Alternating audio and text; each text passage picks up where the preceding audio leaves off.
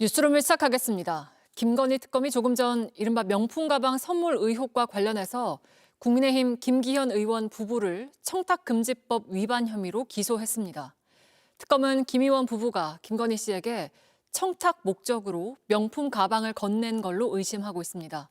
앞서 특검은 오늘 오전 김 의원 배우자를 다시 불러서 조사했습니다. 윤정주 기자입니다.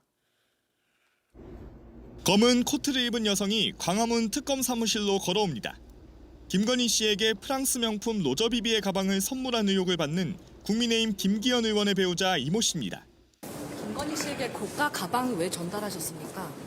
특검은 이 씨가 2023년 3월 김기현 의원과 공모해 당대표 당선 도움 대가로 김건희 씨에게 267만 원 가방을 선물한 것으로 보고 있습니다. 가방은 이 씨가 직접 구매했는데 당시 백화점 상품권과 포인트, 신용카드로 비용을 냈습니다. 특히 금액 절반 정도를 결제한 신용카드는 김기현 의원 세비 계좌와 연결된 것으로 파악됐습니다. 특검은 이 씨가 구매한 가방을 2023년 3월 17일 김 의원이 일본 순방을 다녀온 윤석열 전 대통령 부부에게 직접 준 것으로 보고 있습니다. 같은 날 부인 이 씨가 국회에 방문한 차량 기록을 토대로 이 씨가 선물할 가방을 김 의원에게 미리 전해준 것으로 의심하고 있습니다. 다만 이 씨는 당시 남편 때문에 국회에 간 것이 아니라 다른 업무가 있었다며 남편은 본 적도 없다는 취지로 진술했습니다. 김 의원은 가방 선물은 배우자끼리 사인 간 예의 차원이라며 청탁성을 부인하고 있습니다. 민주당 하청업체인 민중기 특검이 얼마나 무도한 짓을 하고 있는지. 특검은 이 씨 조사 결과를 토대로 사건을 정당 민주주의를 훼손하는 중대범죄로 보고 김기현 의원과 함께 청탁금지법 위반으로 기소했습니다. 지난 7월 2일 출범한 김건희 특검의 수사기한은 내일까지입니다. JTBC 윤정주입니다. 대통령 관저 이전 특혜 의혹과 관련해서는 인테리어 업체 21g의 계약 과정을 저희가 살펴봤습니다. 사업 개요서에는 면허가 없는 21g이 할 수 없는 공사가 여럿 적혀 있었습니다. 자격이 없는 이 업체와 계약을 맺고 또 뒤늦게 수습책을 요구한 정황도 파악됐습니다. 박현주 기자의 단독 보도입니다. 김건희 씨가 대표로 있던 코바나 콘텐츠 전시회에 후원사로 참여한 인테리어 업체 21g. 종합건설업 면허가 없는데도 대통령 관저공사를 경쟁 없이 수의 계약으로 따내 특혜 의혹이 제기됐습니다. 21g은 면허가 있는 인테리어 공사만 맞는 것으로 알았다고 주장해왔습니다.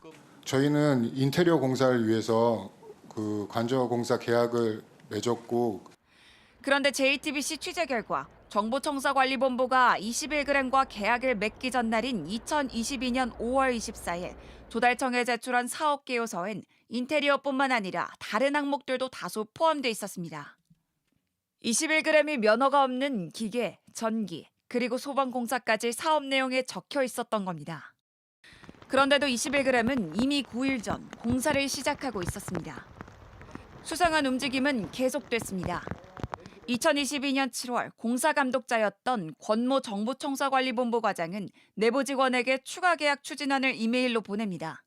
그러면서 21g의 면허가 없는 일부 공사를 어떻게 진행할지 생각해달라 했는데 대안을 제시할 수 있을지 모르겠다는 취지로 적은 것으로 파악됐습니다. 면허가 없다는 사실을 뒤늦게 알고 21g의 해결책을 마련해달라고 요구했다는 겁니다. 이후 21g은 15개 무자격 업체에 불법 하도급을 줬던 것으로 감사원 감사 결과 드러났습니다. 특검은 관저공사를 총괄한 김호진 전 비서관과 대통령 비서실 행정관 출신 황모 씨가 21g이 자격이 없는데도 계약을 맺도록 했다며 직권남용 혐의를 적용해 재판에 넘겼습니다. JTBC 박현주입니다. 개인정보 유출 사태에 대한 쿠팡의 이른바 셀프 조사와 관련해서 정부와 쿠팡의 주장이 정면으로 엇갈리고 있습니다. 쿠팡은 자체 조사가 아니라 정부 지시에 따른 공조라고 했고 정부와 경찰, 국정원은 모두 지시한 적이 없다고 하면서 논란이 커지고 있습니다. 박준우 기자입니다. 쿠팡에 따르면 개인정보 유출과 관련해 정부와 본격적으로 공조를 시작한 건 지난 9일입니다.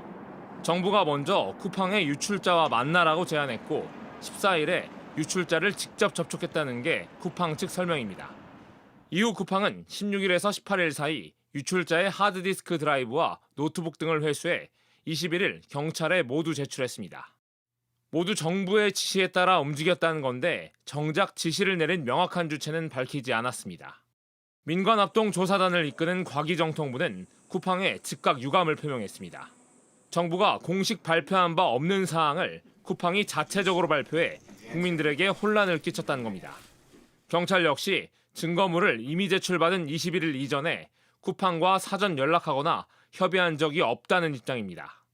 또 쿠팡이 지시했다고 한 정부가 어느 부처나 기관인지 확인하지 못했다고 강조했습니다.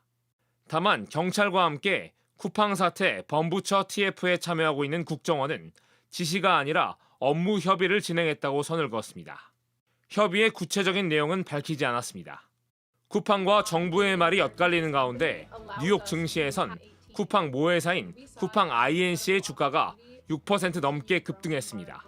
정보 유출 규모가 생각보다 심각하지 않다는 쿠팡의 일방적인 기습 발표를 미국 언론들이 일제히 보도한 게 영향을 미쳤다는 분석입니다. JTBC 박준호입니다. 무안공항에서 제주항공 여객기 참사가 일어난 지 모레면 1년 되는 날입니다.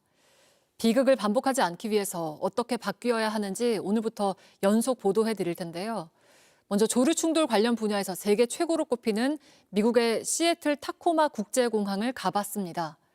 우린 그저 총을 쏴서 새들을 쫓고 있지만 이곳의 접근법은 달랐습니다. 이윤석 기자가 취재했습니다.